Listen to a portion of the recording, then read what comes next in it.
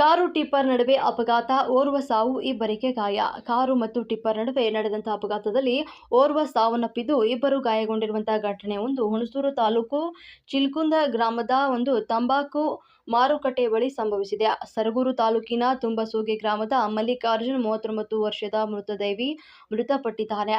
ಇನ್ನು ಶಮಂತ್ ಮತ್ತು ಚೇತನ್ ಗಾಯಗೊಂಡವರಾಗಿದ್ದು, ಉಪ್ಪನಗಂಡಿಗೆ ಹೋಗ್ತಾ ಇದ್ದಂತ ಚೇತನ್, ಶಮಂತ್, ಮಲ್ಲಿಕಾರ್ಜುನ್ ಪಿರಿಯಾಪಟ್ಟಣ ಕಡೆಯಿಂದಾಗಿ ವೇಗವಾಗಿ ಬರ್ತಾ ಇದ್ದಂತ ಟಿಪ್ಪರ್ಗೆ ಡಿಕ್ಕಿ ಹೊಡೆದಿದೆ. ಅಪಘಾತದಿಂದ ಕಾರಿನ ಮುಂಭಾಗ ಸಂಪೂರ್ಣವಾಗಿ ಜಖಂಗೊಂಡಿದೆ. ಟಿಪ್ಪರ್ ಡಿಕ್ಕಿ ಹೊಡೆದ ರಭಸಕ್ಕೆ ಕಾರು ರಸ್ತೆ ಬದಿಯ ಮರಕ್ಕೆ ಡಿಕ್ಕಿ ಹೊಡೆದು ನಿಂತಿದ್ದು, ಜೆಸಿಬಿ ಮೂಲಕ ಪೊಲೀಸರು ಕಾರನ್ನು ಹೊರಕ್ಕೆ ಎಳೆದಿದ್ದಾರೆ. ಹುಣಸೂರು ಗ್ರಾಮಾಂತರ ಪೊಲೀಸ್ ಠಾಣೆಯಲ್ಲಿ ಪ್ರಕರಣ ದಾಖಲಾಗಿದೆ. ಚಿಲ್ಕುಂದ ಬೋರ್ಡು ಇದು ಚಿಲ್ಕುಂದ ಬೋರ್ಡು ಕರ್ನಾಟಕ ರಾಜ್ಯ ರೈತ ಕಲ್ಯಾಣ ಸಂಘ.